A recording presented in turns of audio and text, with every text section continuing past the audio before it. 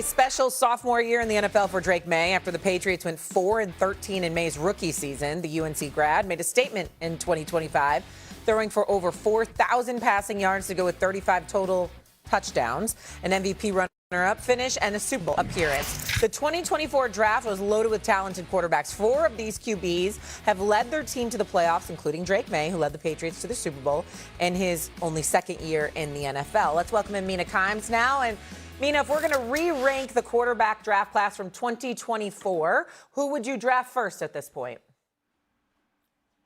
Well, first I want to say I'm glad you highlighted how good that quarterback class has been, because I keep hearing, oh, young quarterbacks are failed by the NFL and we don't let them develop. Look at the 2024 class and how successful they've been already. Please hold this class up to remind folks of how successful young quarterbacks can be and can be quickly. Okay, so my ranking, the top 3, honestly, I could see them changing places over the course of their careers. It's really hard to rank, but I'm going to put May first. And I am buying whatever Drake May stock people are selling this offseason. He was fantastic. This is one of the best young seasons by a quarterback, a second-year quarterback in the history of the league. I understand he has room to improve, of course. The team has to improve, but he was spectacular.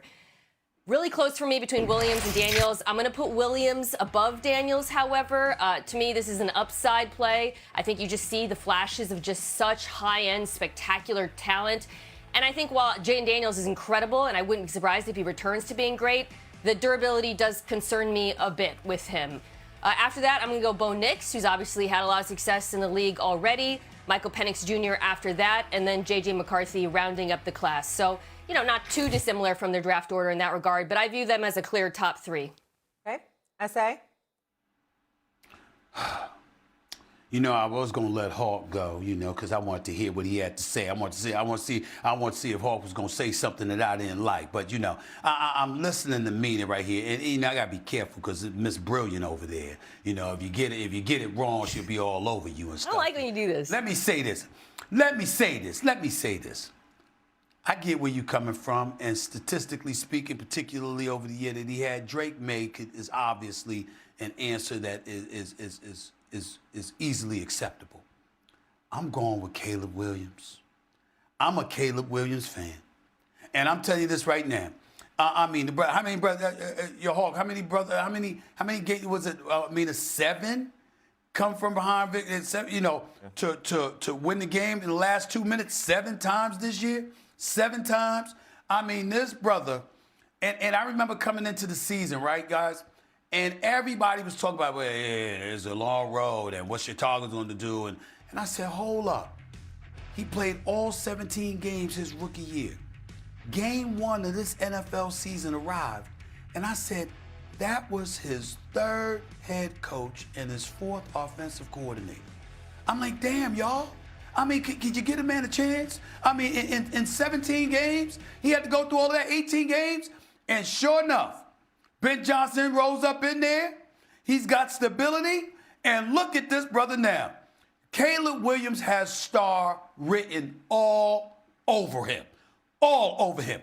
And unlike Drake May, Mina, that wasn't an elite Chicago Bears defense that was behind him. It was very opportunistic in terms of create turnovers. But outside of that, there was nothing to brag about with that defense. Caleb Williams is special. NFL body. Can run with the football. Is there anybody that throws the football better on the run than him? And pocket presence, the list goes on. I love the kid. I'm telling you right now, I know that statistically, he ain't Drake May and what Drake May did this year. And props to Drake May. I see Caleb Williams winning an MVP someday. I see him winning a Super Bowl championship, bringing one to Chicago someday. I believe in this brother, and I have no problem with leaving him as number 1 on that list. Of course, Drake May would be number 2. I put Bo Nix up there right now, too. Jayden Daniels was injured last year, so it's dicey for me. It's a struggle between him and Bo Nix. Of course, Penix next, and then J.J. McCarthy is definitely last. J.J. McCarthy is definitely last. Look, I think that Caleb Williams has so much potential. I think that's been the case since he's been drafted. But if we're ranking what we've seen so far in the NFL, I do not think he's number 1. I actually have Jayden Daniels still number one after that rookie year because of how he plays the position and immediately becoming instant offense and making a Washington Commanders team a contender from thin air. Now, look, he was hurt a year ago. A lot of things happened. I think the way his style, the way he processes, the way that he can get from reads 1 through 4 in an instant make him the best version. If we go back to the draft, he's still number one. Number two, I go with Drake May for all the reasons that Mina talked about. He had an incredible season, and I think that Super Bowl, while people are down on him, it actually proves the opposite of what his value is. When he does not play well, look at that Patriots team, and that shows you why they were in the position he was, because when he played well, he lifted the entire team. Now, here's where the controversy comes from me. I have Bo Nix number 3. The reason why I have Bo Nix number 3, he gets hurt in that game. If he doesn't get hurt and he goes to play in the AFC Championship, they win and go to the Super Bowl. I think we have a completely different narrative, and I'm not in the business, again, of knocking guys because they got hurt. And then I'm going to have Caleb Williams at 4. These are 4 incredible quarterbacks, start to finish. I think they're all going to be great players, but ranking in those orders for me is because what I've seen on the field, that's where I'm at, from Jaden Daniels to Drake May to Bo Nix to Caleb Williams, and then Penix and McCarthy last. You just don't have the same sample size for Jaden Daniels, though, that you do for a lot of these other quarterbacks. Go ahead, Mina. Yeah. I got to take you. So, S.A., you had Bo Nix above Daniels, if I heard that right. And then, Hawk, you have Bo Nix above Caleb Williams. I got to disagree. It's a toss-up between both of them because of the injuries. That's what I said. Yeah. Okay. I just got to disagree with you guys there. I mean, I could point to either. I just think, look, Bo Nix has dramatically surpassed expectations in the NFL. But when you talk about supporting cast, he's really the only one of these 4 quarterbacks we've been talking about who I feel like has been really well supported. You can point, I know we just saw the Patriots defense have success in the postseason. They were not good during the regular season, Stephen A. The Bears defense also major problem as well. And then Commanders, that defense has been really, really bad. Bo Nix gets to play with this elite defense in Denver. I think the offense really didn't ask a lot from him at a lot of points. And I don't mean to say this to put him down, because I do think the future is bright for him and he's been very good. But when I watch Jaden Daniels and Caleb Williams, to me, the high-end play that they're capable of, it's just different in terms of their ability to create explosives. Daniels, you know, his rookie season was one of the best we've ever seen. I feel like people are kind of forgetting that a little bit. And then Caleb Williams, to me, the arrow is only pointed up, and you know, Stephen A. talked about the comebacks. You just see what he is capable of. So I struggle. I think the 3 guys you could put in any order, and I honestly wouldn't be angry about it, even though I went May first. But I can't put Caleb Williams in the top 3 with them. I just think those 3 are more talented, Andrew. I would say to you that you sold me on Jaden Daniels ahead of Bo Nix because of the support that Bo Nix has in Denver. I get that part. But I'm going to stand on the Caleb Williams at number 1. I believe in this brother, Hawk. I really, really do. I believe in him, Mina. Sure. I think that he has like Drake May is really, really good. And he has proven to be really, really good. And God bless the New England Patriots that they got him. I got that part.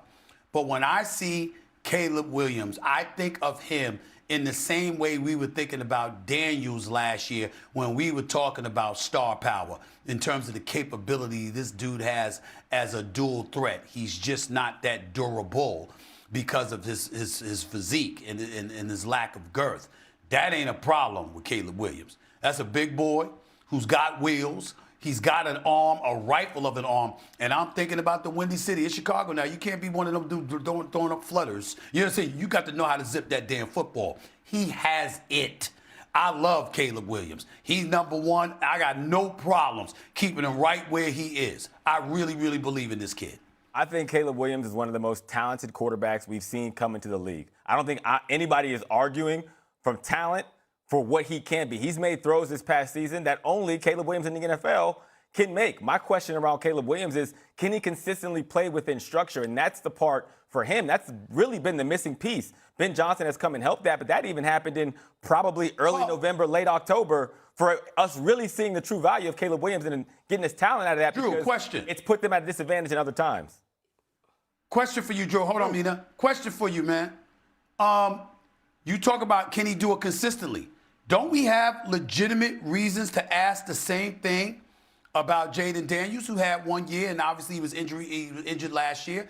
And we have the same reason to ask that about Bo Nix. We got the same reason to ask that about Drake May, who struggled in his rookie year, and then obviously Vrabel has come there. I'm not saying you're wrong. I'm saying the same trepidation that you have about Caleb Williams is legitimate about at least 3 other guys. And that's the tough part about doing it 2 years in, but I'm not going to consider injuries as a part of that equation. And I feel like for Caleb Williams, like I said this coming into the draft, he has the most talent of all these quarterbacks. If he can't play within structure, then it's going to be tough. He's going to have a lot lower floor than the rest of them as well for those same reasons. He was also sacked more than any of these second-year quarterbacks, like by far. All right, go ahead, Mina.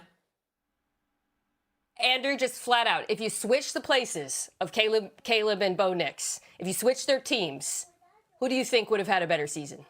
I think Bo Nix would have had a better season, genuinely. Dang. In Chicago. Wow, I just don't agree. Not in Chicago. Yeah, Not in Chicago. I agree with Mina on that one. Not in Chicago. You know, Hawk? Bo Nix doesn't strike. Bo Nix in New England, with what they have compared to Chicago, I think he would have done better if you asked that switch. But I don't think Bo Nix would have done a better job in Chicago than Caleb Williams. Hell no. Absolutely not. I think he fits the system better than Caleb Williams does for Ben Johnson and what he likes to do.